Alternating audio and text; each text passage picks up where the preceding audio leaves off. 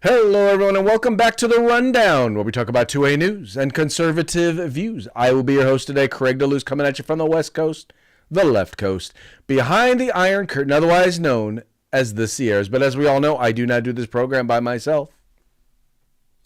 That's right. My name is Mike Piwowarski, coming to you live from the East Coast. That's the coast with the most, from the co-host with the most here on The Rundown. 2A views, conservative news, and Craig, guess what day of the week it is?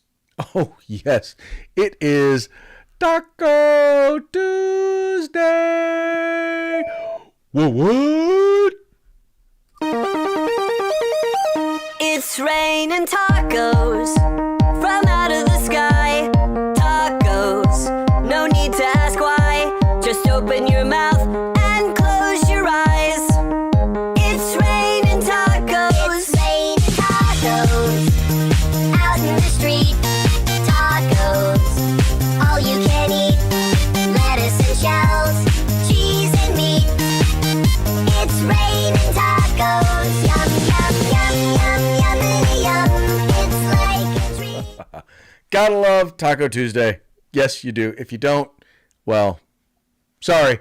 Maybe you just have to tune out to the first 2 minutes of the program if you don't like Taco Tuesday. But I especially like Taco Tuesday because for some reason that theme is just so uplifting. It's so Taco Tuesday-y. It's perfect. Tuesday Wonderful. E. Well, sir, I got to tell you, I am excited. We are less than a week away from SHOT Show.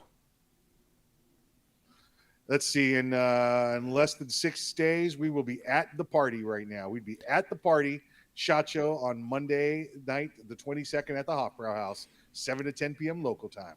Right. We would we would be in the midst of recovery about this time.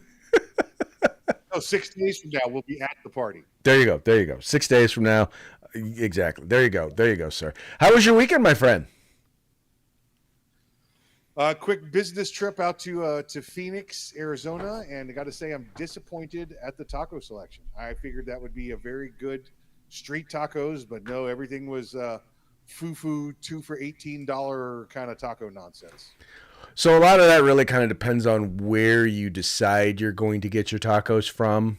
That's a big part of it in Arizona, but I still will continue to say the best, in particular, street tacos in the nation is still California. On general, I'm not going to say the best, like the best restaurant for street tacos is California. I just say on average, if you're going to go somewhere and get a street taco or tacos, California's number one.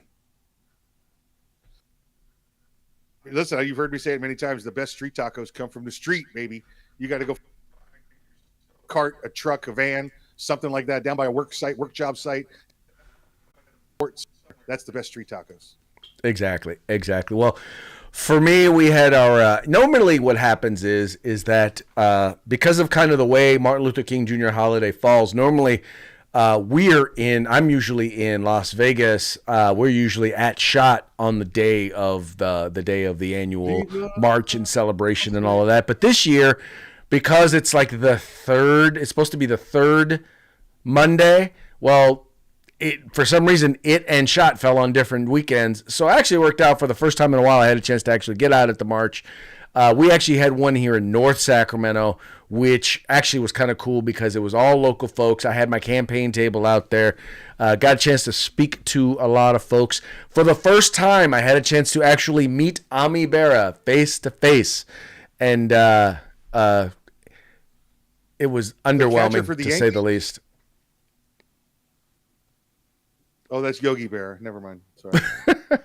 Yeah, you're thinking of Yogi Bear. Yeah, Yogi. If I saw Yogi Bear face to face, it would. Yeah, that would be a little scary because he would be a ghost, unless we dug him up. Passed a couple years ago. Yes, sir. Well, hey, let's go ahead because I know that both you and I are under a bit of a deadline. So let's go ahead and get into the show. Starting off with a quick shout out to our sponsors. Hey, let's say to our good friends over at Hitman Industries. That's hitmanindustries.net. You got yourself an AR in the past 5 years. Odds are you got one of their barrels and you don't even know it. And now you can buy from them factory direct at Hitman Industries. If you want to, let's see where we're going to go here. Let's go California Republican Assembly. Let's go California Republican Assembly. If you're fighting a good fight behind enemy lines, now you can take part in California's future today. Again, you just heard Craig talking about it. Make sure you check out that California 6th congressional race while you're there. If you want the best in tactical concealed holsters on the market, get on over to hogholsters.com. That's HAWG holsters.com. Use the discount code The Rundown, all one word, all caps, no spaces. Get a nice little discount. And if you need some tactical gear, you're going outdoors, you're going hunting, camping, maybe you're doing some indoor kind of a tactical role playing, get on over to uscombatgear.com where you can get everything but the gun. All right, folks, want to encourage you. Hey, we got a new look website here, so encourage you to go on there. If you haven't visited craigdeluz.com yet, please take a moment, visit the website, check it out. Dude, we're working on trying to raise money for yard signs. I got a lot of people calling me, asking me for yard signs and those big 4x8s, you know, the ones that you see from like a mile away. Those things aren't free, just so you know. They don't just appear, so we need your help. Take a moment, go to craigdeluz.com. If you like what you read there, kick in a few bucks to help us pay for some yard signs. Help a brother out. Help me. Help California's future. Like I said, help me help California's future. Not saying, just saying. And then also take a moment. Not just California's future, but America's future. America. It's for America. America. Hey, also want to encourage you, if you haven't already done so, take a moment. All the links to all of our sponsors, it's in the description to this program. We made it real simple for you to go to their website, for you to visit them, and for you to spend some money with them. And if you like what you see, and I guarantee you will like what you see there, spend some money with them and make sure you let them know that it was the guys over at the Rundown that sent you. So that when we see them next week, they'll be like, yeah, we got to continue kicking some money down to you. We got to continue taking care of y'all because y'all are taking care of us. So help us, help you, help them, help you. There you go. Do it now. Right, rat now, because the rats are fast. Rat now. All right, moving along to today's stories. This is not brand new, but it is new, and it is something that we need to report on in the event of, well, I guess this is what they're doing here is that they're trying to make it so that football is now more fair, because obviously my Dallas Cowboys can't seem to keep up with the football likes of the rest of the nation. So they're trying to tilt it a little bit here in California by banning tackle football for those under the age of 12. I guess their attitude is they figure, well, hey, if we ban tackle football for those under the age of 12, well, then maybe, just maybe, the California's team or Texas's teams like the Dallas Cowboys might have a shot. Yes, I'm taking a shot at my own squad because, well, they suck this weekend. But that having been said, California proposal to ban tackle football player clears the first legislative hurdle. It says here, California could become the first state to ban tackle football for children under 12 to reduce the risk of brain injuries under a bill that cleared a key legislative hurdle on Wednesday. The legislative committee voted 5-2. You can guess who voted yes and you can guess who voted no. During a public hearing to advance the bill authored by Democrat Assembly member, who, by the way, is also running for mayor of Sacramento, Kevin McCarthy. Not Kevin McCarthy, but Kevin McCarthy. Anyway, but the measure is a long way from passing, and it must clear the state assembly by the end of January to have a chance to become law this year. So this is a bill that was actually held over from last year, and so it's got to clear out of here by the end of this year in order to then move on to the other house. Now, Mike, the thing that gets me about this is multi-phase. Number one, this is another part of the feminization of American boys. They're trying to make it anything boy or anything male is bad. Anything feminine or anything girl is good. And what they're trying to do in this particular case, and they're like, well, this is a sport that promotes aggression and anger, and we don't want that. And I'm like, no, that's exactly what you want. You want boys. Boys have aggression, they have anger, and they need to be able to express that. What better place than a controlled environment via sports? I don't understand what exactly they think they're doing here, except harming young boys. Yeah, Craig, I think you and I might have a little bit different view on this one. Whereas I'm all for the playing of sports and getting these young men out there or young women out there to play sports. I like the idea of banning the tackle football to under 12s if it's the parents' decision. Okay, I think that's a parent's decision. I don't think that the government has a place in telling you again what you can, what you can't do with your children right here. If you want. I think that's the parents' decision, but I think there needs to be more education on it. I'd be all for the government passing some sort of bill, making sure that the parents know all about the possible side effects from beginning to play tackle football at an early age. There's lots and lots, and they've only come out in the last couple of years. Lots and lots of studies about the harm that tackle football does, including brain injuries and permanent joint style injuries to kids under that 12-year-old age group. It's the same reason they don't throw the curveball anymore in baseball in the little leagues, because it's their arms are still developing and it causes permanent damage in the UCL tendons. I think it's a violent sport. It's meant to be a violent sport, but I think it's meant to be a violent sport amongst men, not amongst children. But however, I think this is a parent's decision, not a government decision. Well, I think it's important for parents to know and understand the risks in sports as in any sport. I mean, there are no more joint style injuries of risk to young children in this sport than there are in any other sport, especially, for example, in basketball. As far as CTE, there is absolutely no evidence that I've seen that there is an increased risk, in particular under the age of 12, because the chance of a high impact injury on children under the age of 12 is almost nil. And then finally, the other issue is that, so here it is at the age of 13, 14, 15, you're now going to introduce a child into the idea of tackling. They haven't learned how to form tackle. They haven't learned the proper way to tackle. And now, as they are getting used to their new, stronger, faster, more destructive bodies, you're now going to introduce them to a sport. Now you're going to say, okay, now we're going to let you run into each other head first.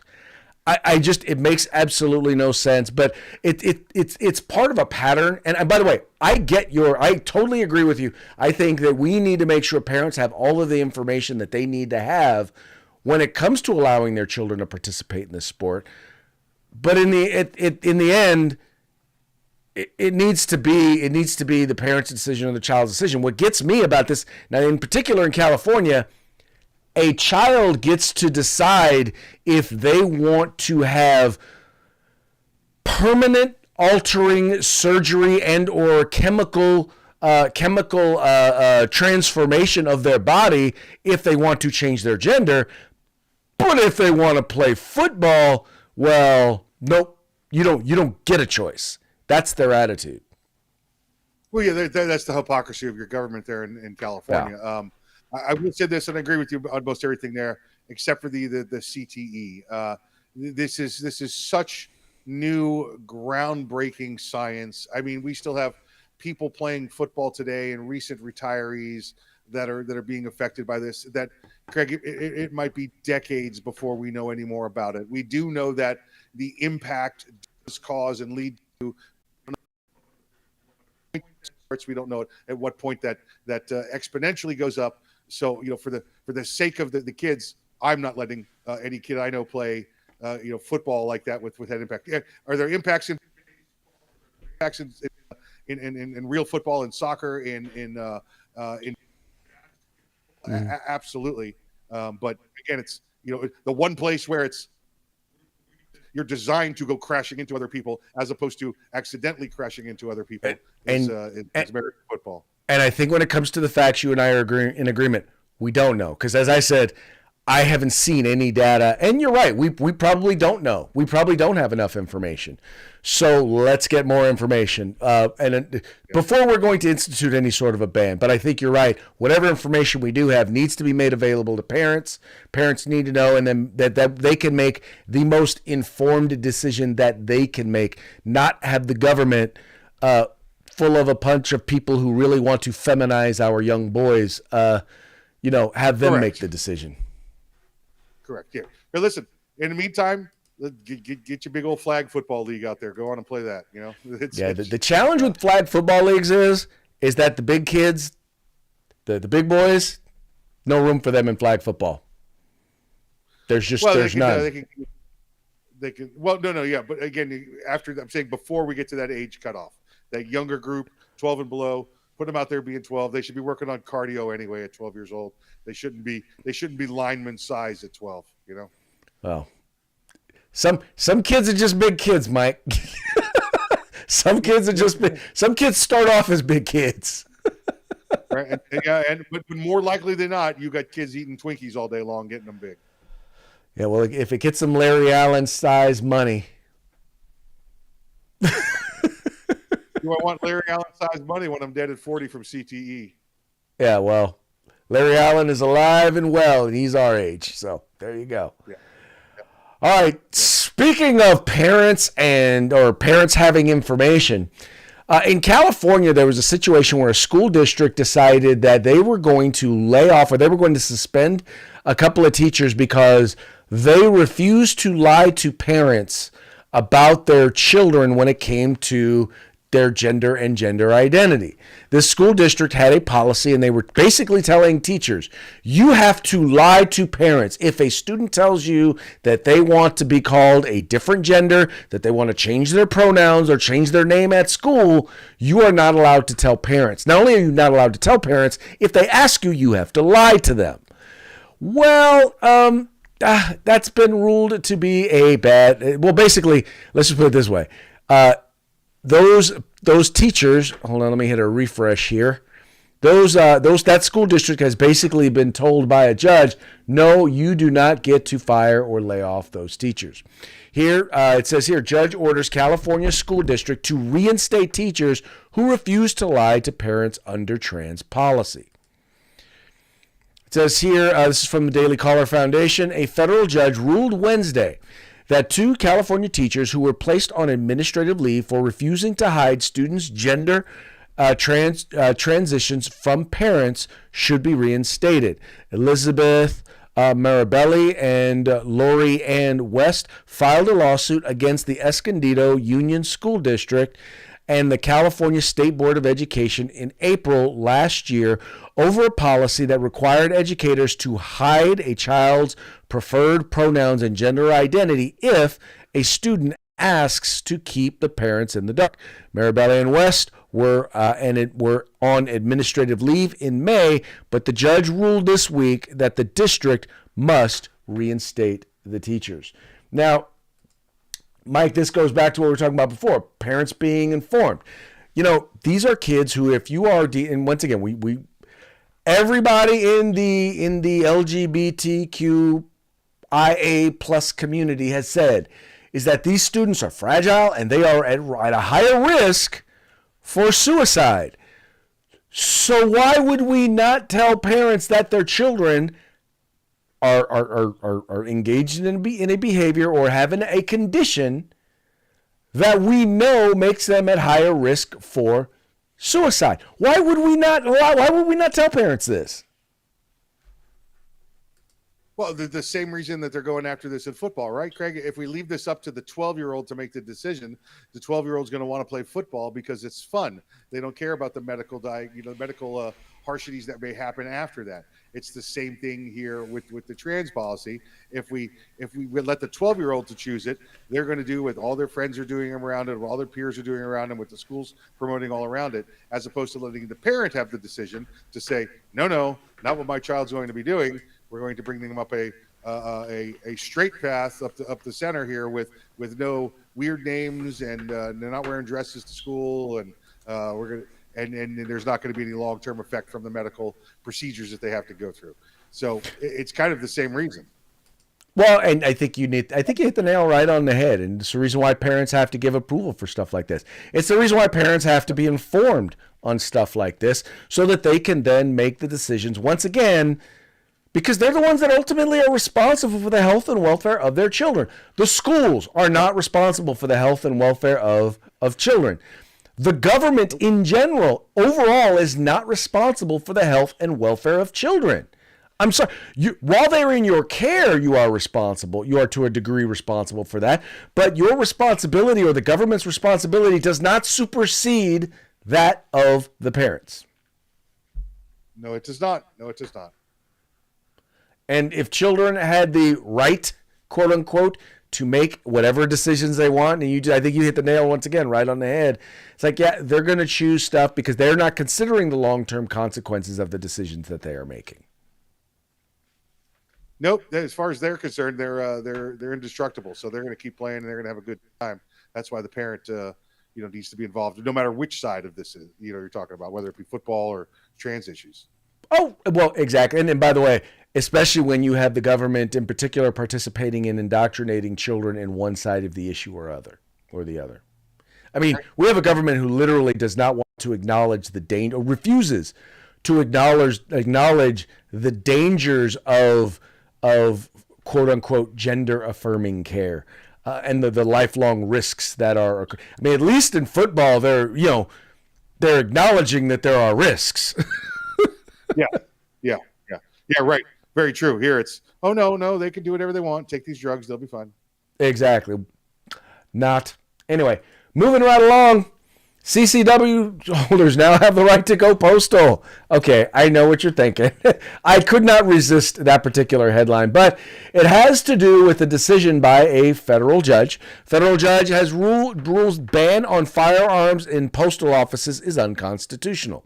A federal judge in Florida ruled a U.S. law that prohibits people from having a firearm in post offices to be unconstitutional. The latest court decision declaring gun restrictions violate the Constitution. The U.S. District Judge Catherine Kimball Mizzelli, a Trump appointee, cited the 2022 Supreme Court ruling, New York State Rifle and Pistol Association v. Bruin, that expanded gun rights. I don't know if it expanded it clarified them. Anyway, the 2022 ruling recognized the individual's right to bear a handgun in a public for self-defense. The judge shared her decision in the indictment that charged Emmanuel Ayala, a U.S. Postal Service truck driver, with illegal possession of a firearm in a federal building. The judge did not dismiss Ayala's separate charge of resisting arrest, but did note that the firearm charge violated the Second Amendment rights, saying it is incongruent with the American tradition of firearm regulations. I never really, Mike, understood why there was a ban on it in federal buildings. I get courthouses.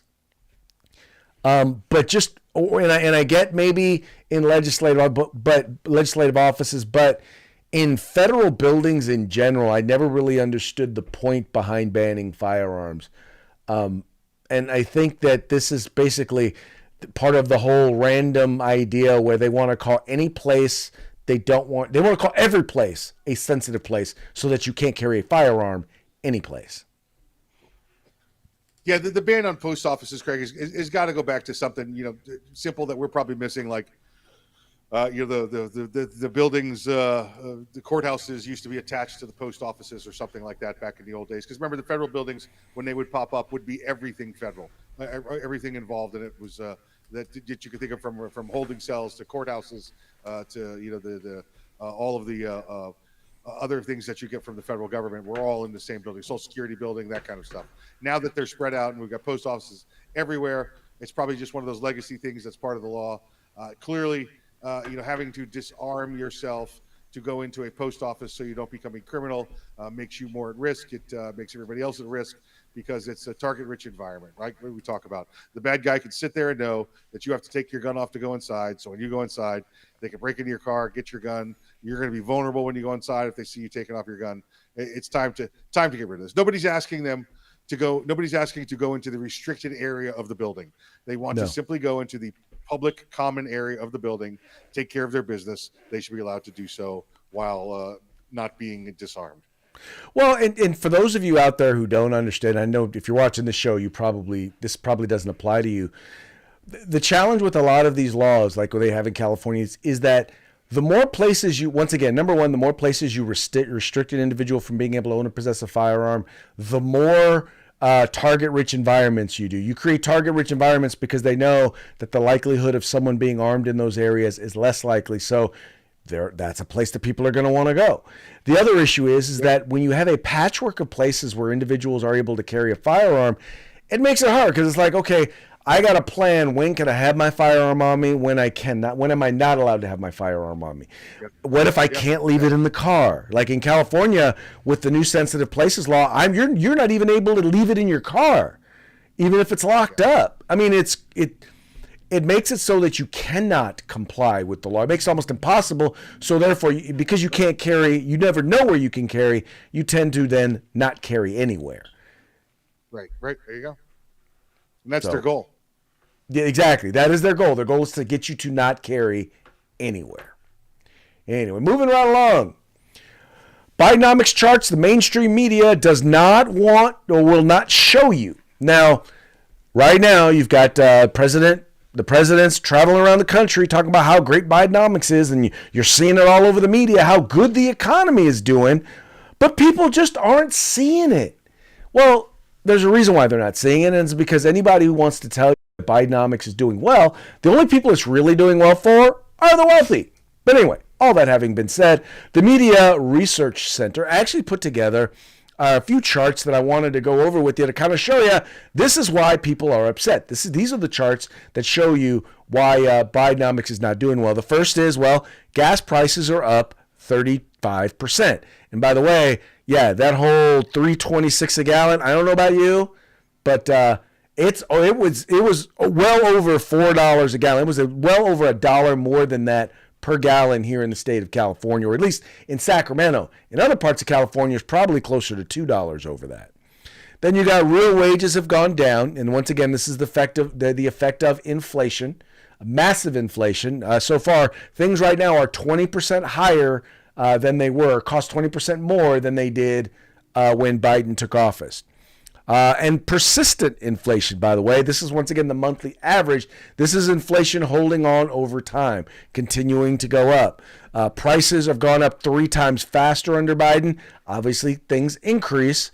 But under Trump, it only went up 7.6%, which was, less than 2% annually, as opposed to the 17.6%, which is what I talked about, almost 20% during Biden. Mortgage rates, need I say more? Mortgage rates actually went down 32% under Donald Trump, but yet they've gone up 139% under Joe Biden.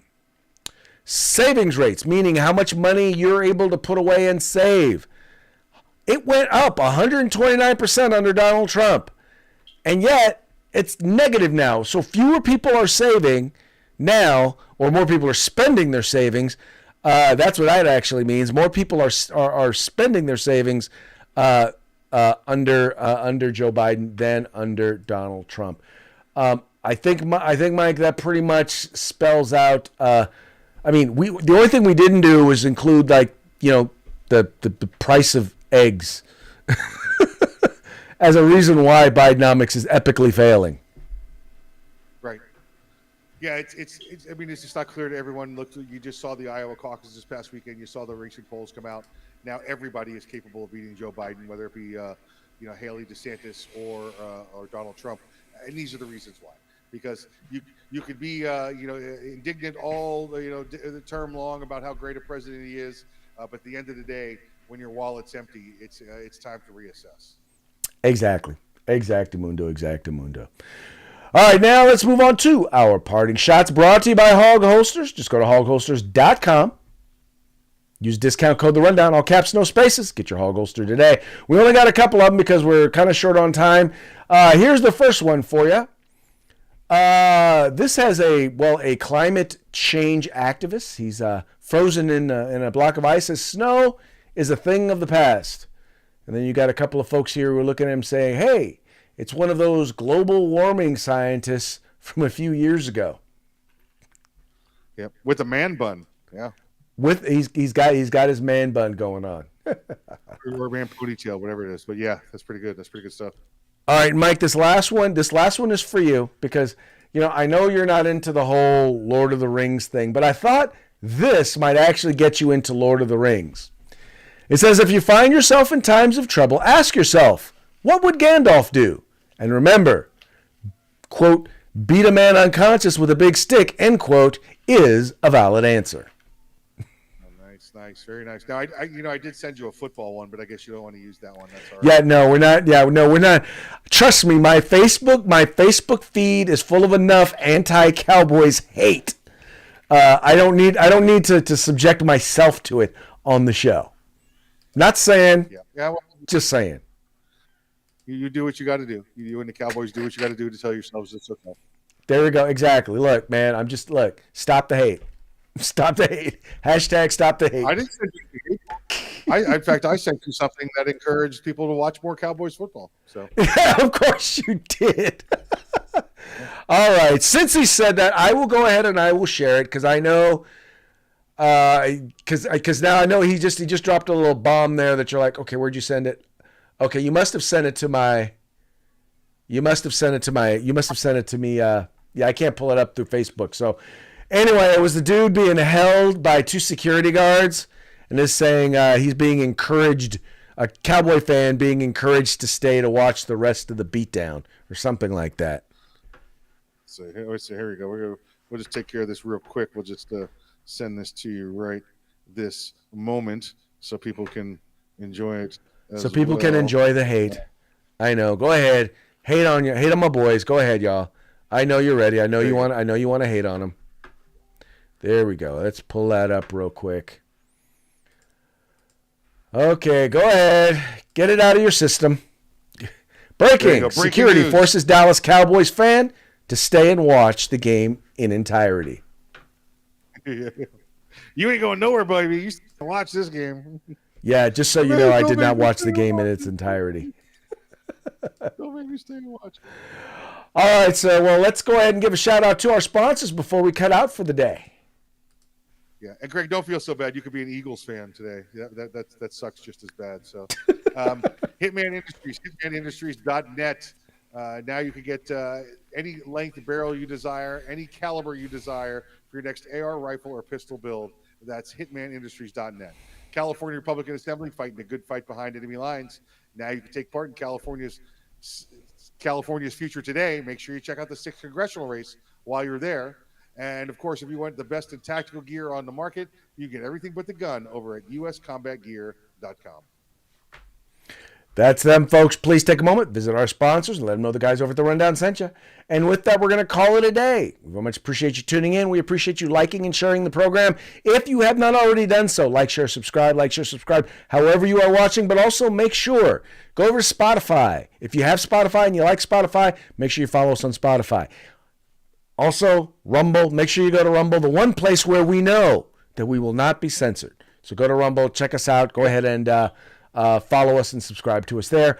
On that note, we're going to call it a day, and we will be back tomorrow on Hope Day. See you then. Hope Day.